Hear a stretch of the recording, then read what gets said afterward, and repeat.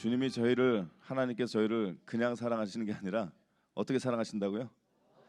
역시 역시 수준이 있으시네요. 저 옆에 숭어교회 가면 잘 모르시던데 너무나 사랑하신다라는 거죠. 그러니까 그 사랑만으로도 저희는 감사한 것이고요. 또 저희가 이제 고난 주간을 보내고 사순절을 보내고 고난 주간을 보내고 또 부활 주일을 또 보내고 이제 또 앞으로 50일 동안 기쁨의 50일이잖아요. 그냥 기쁨의 50일 그냥 이것이 아니라 정말 우리는 과연 나는 뭐 때문에 기쁠까? 아니면 난 지금 왜 안 기쁘지? 왜 안 기쁠까? 우리는 기뻐할 이유가 있는 거죠. 바로 하나님 때문에, 예수님 때문에 우리 일평생 그 기쁨을 놓치지 마시고 잃어버리지 마시고 그저 예수님만 생각해도 앉으나 서나 예수님, 비가 오면 생각나는 사람 예수님 생, 동그라미 그리려다 누구 얼굴? 예수님 얼굴. 역시 순위 있으신 그런 거잖아요. 그냥 늘 그냥 예수님 생각. 딴 생각하면 너무 힘들어요. 막 스트레스 받고 너무 힘든데 그냥 예수님 생각하면 하나님이 나를 얼마나 사랑하시는데, 예수님이 우리를 얼마나 사랑하시는데, 내가 싫어하고 내가 미워하는 그 사람조차도 하나님은 너무나 사랑하고 포기하지 않으신다라는 거죠. 그래서 그 사랑의 힘으로 늘 승리하시기 바랍니다. 이 말씀을 드니까 그 생각이 나네요. 우리 생텍쥐베리의 어린 왕자라는 책 혹시 읽어보신 분 계십니까? 되게 유명한 책이죠. 이거 못 읽으셔도 상관없어요. 성경책 많이 읽으시면 되니까. 거기에 보면 작은 여우가 어린 왕자에 얘기합니다. 네가 그토록 소중하게 여기는, 네가 그렇게 정성스럽게 가꿨던 그 장미꽃이 왜 소중하냐? 그것은 네가 그 장미꽃을 피우기 위해서 가꾸기 위해서 들였던 너의 시간과 정성이다라고 이 여우가 생텍쥐베리 그 어린 왕자에게 얘기를 합니다. 그 얘기를 통해서 하나님에 대한 그 은혜와 사랑도 발견할 수가 있습니다. 무엇이냐면 이 어린 왕자에게 있어서 그토록 장미꽃이 소중했던 그 이유는 그 장미꽃이 그냥 아름다워서만은 아니었어요. 그 장미를 위해서 이 어린 왕자가 들였던 정성과 시간이었다라는 거죠. 그처럼 오늘 우리도 마찬가지입니다. 우리가 하나님께 사랑받고 주님의 기쁨 되는 것, 인정받는 것, 하나님께 드려지는 나의 열심 때문이 아니라는 것이죠. 나를 위해 십자가의 모진 고통을 다 당하시고 우리를 죽기까지 사랑하시고 십자가에서 그 사랑을 확증하신 예수 그리스도의 하나님의 사랑에 있다라는 것입니다. 그래서 나를 향한 하나님의 사랑이 내게 가치를 부여한다라는 것, 그렇습니다. 복음이 복음되는 것, 복음이 우리에게 기쁨이 되는 그 이유는 무엇인가? 그것은 내가 열심으로 내가 무언가 해서 하나님께서 나의 가치를 인정해 주는 것이 아니라 하나님이 그저 나를 사랑하셔서 하나님의 사랑스러운 자녀로 놀라운 가치를 우리에게 선물로 주신 것, 이것이 바로 우리가 그렇게 말씀하는 값없이 주신 은혜라는 거죠. 우리가 뭘 열심히 해서 우리가 뭐 공로가 있어서 아니라 그저 우리를 너무나 사랑하셨던 값없이 주신 예수 그리스도의 십자가의 그 은혜와 사랑, 그 사랑으로 늘 승리하시길 주님의 이름으로 축복합니다. 그래서 오늘 이제 사도행전에 있는 이 17장에 있는 말씀을 저는 제목을 바울의 아레오바고 설교라는 제목으로 같이 말씀의 은혜를 나누고자 합니다. 오늘 본문은 바울이 아덴에서 설교하는 것입니다. 이 아덴 22절에 보면 아레오바고도 나오는데 이것을 제가 두 가지로 말씀을 드리면 문자적으로는 법정, 이 아레오바고가 법정이란 뜻이 있고요. 아레스의 평의회라는 뜻. 그래서 종교와 교육, 도덕적인 문제에 대한 재판권을 행사하는 일종의 권력 기구, 그런 뜻도 있습니다. 그러나 이거보다는 후자로 두 번째 법적 재판의 형식이 아니라 공적 집회의 형식을 띈 것을 아레오바고라고 얘기를 합니다. 그러니까 그런 공적 집회 형식을 띈 곳에서 사도 바울이 복음을 증거했다라는 것입니다. 그러면 이 아덴은 어딘지 아시죠? 아덴. 역시 수준이 있으시네. 말씀은 안 하셔도 알 것 같아요. 그리스의 도시 아테네, 그리스의 도시였던 아테네를 아덴이라고 얘기합니다. 이 도시는 그렇습니다. 예수님 탄생 500여 년 전 BC 5세기 경에 문명의 절정을 이룬 헬레니즘 문화의 절정을 이룬 곳이었습니다. 또 시작했던 것이고요. 우리가 잘 아는 아테네에 어떤 철학자들이 있었냐면 소크라테스, 플라톤, 아리스토텔레스. 테스형이 있었네요. 소크라테스, 플라톤, 아리스토텔레스. 잘 알죠. 이들을 통해서 서양 철학이 발전했었고 그렇기 때문에 아테네, 이 아덴은 문명사회의 한 획을 긋는 그러한 중요한 도시가 됩니다. 이 아테네 시민이라면 누구나 그러한 아주 문명의 절정을 했던 큰 도시라는 어떤 자부심을 지녔고 스스로 내가 아덴의 시민이라는 것을 영광스럽게 생각했던 겁니다.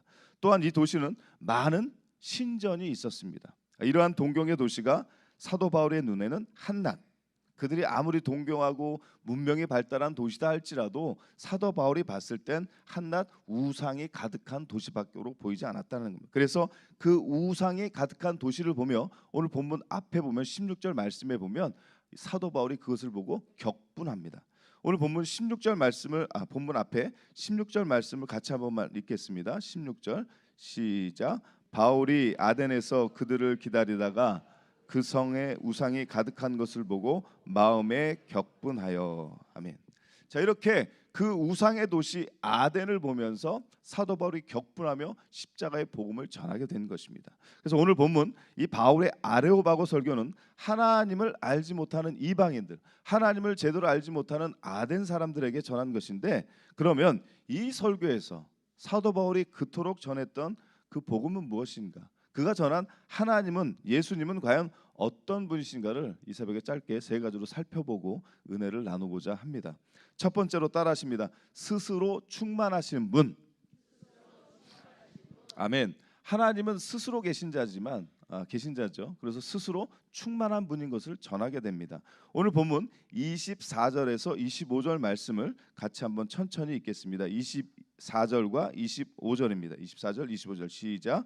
우주와 그 가운데 있는 만물을 지으신 하나님께서는 천지의 주제시니 손으로 지은 전에 계시지 아니하시고 또 무엇이 부족한 것처럼 사람의 손으로 섬김을 받으시는 것이 아니니 이는 만민에게 생명과 호흡과 만물을 친히 주시는 이심이라. 아멘. 하나님은 이처럼 세상 만물의 창조주십니다. 그렇기 때문에 부족함이 없으신 분입니다. 또 만민에게 모든 필요한 것을 주시는 분으로 증거하고 있습니다.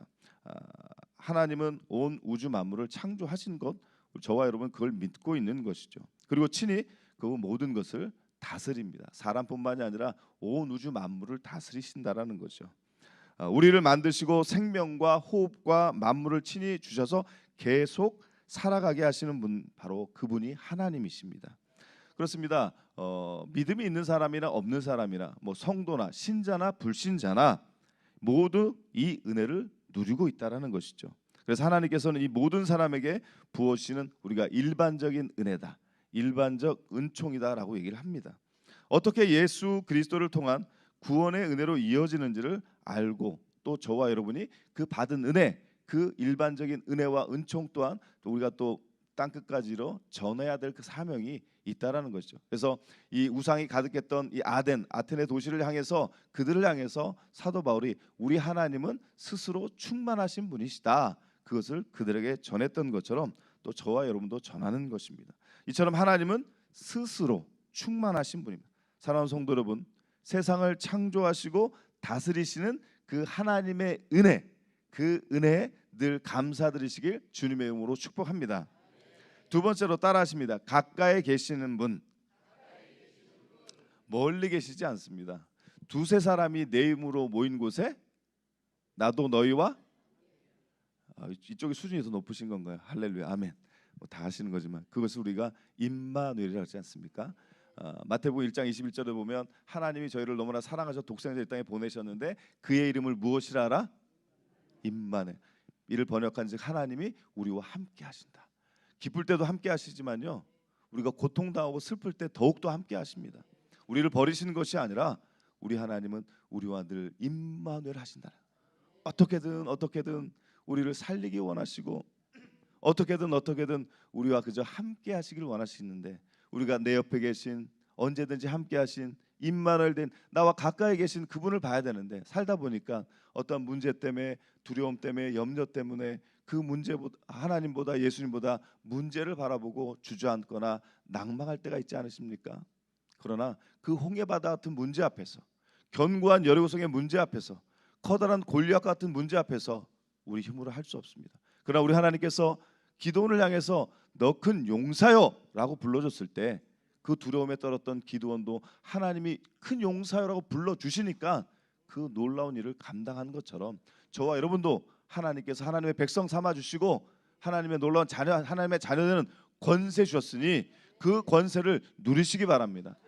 하나님의 이름으로, 예수님의 이름으로 우리와 함께 하시는, 가까이 계시는 그 주님이 오늘도 내일도 앞으로 영원토록 우리와 함께 하시는 줄로 믿습니다.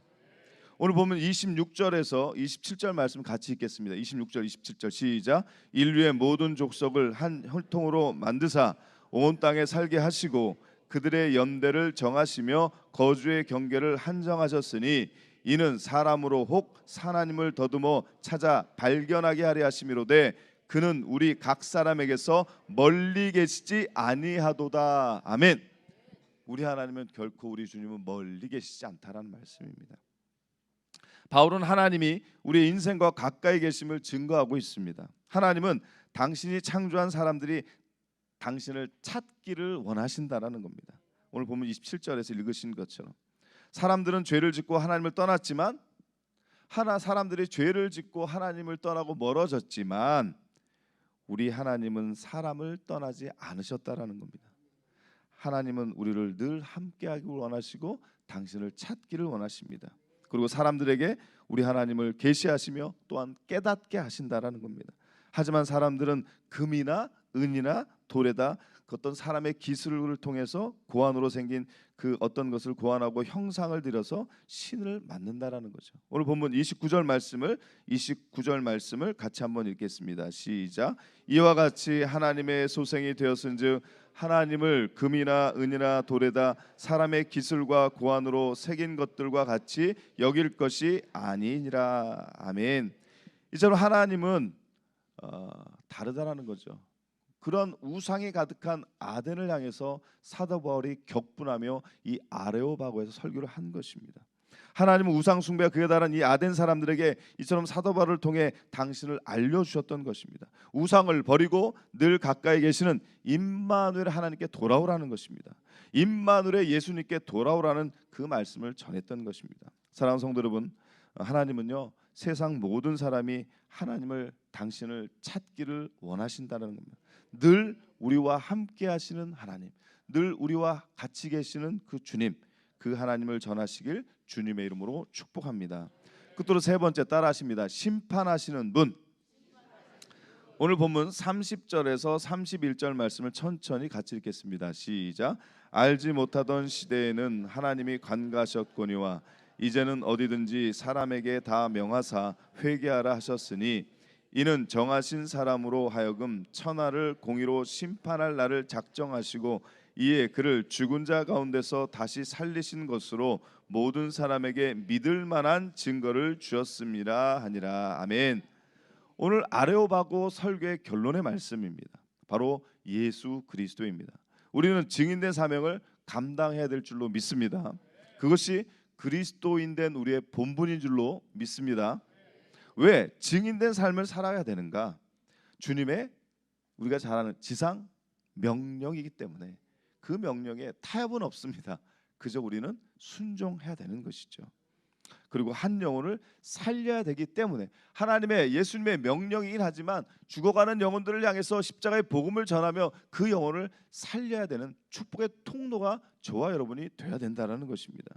그리스도의 복음을 전해 사람을 구원해야 합니다. 바울의 고백처럼 부득불할 일, 마땅히 반드시 그 누구도 예외일 수 없는, 왜? 우리 하나님은 심판하는 하나님이기 때문에 그 심판의 앞에 멸망당하는 것이 아니라 하나님의 심판, 마라나타 예수 그리스도 이 땅에 다시 오실 때 하나님의 심판이 임하시는데 그날은 그 누구도 알 수 없다고 말씀하셨고 그날에는 반드시 심판이 있기 때문에 그 심판이 있기 전에 이 땅에 잃어버린 영혼들을 향해, 하나님을, 예수님을 알지 못하는 영혼들을 향해 복음을 전해야 되는 것은 하나님의, 예수님의 지상 명령이기도 하고 또한 그리스도인 된 우리의, 저와 여러분의 본분인 것이고 그 영혼을 살려야 되기 때문에, 내 가족을, 내가 사랑하는 사람을 살려야 되기 때문에 타협이 있을 수 없다. 반드시 해도 되고 안 해도 되는 것이 아니라 부득불, 마땅히, 반드시 누구도 예외일 수 없는 그 사명을 저와 여러분이 잘 감당해야 될 줄로 믿습니다.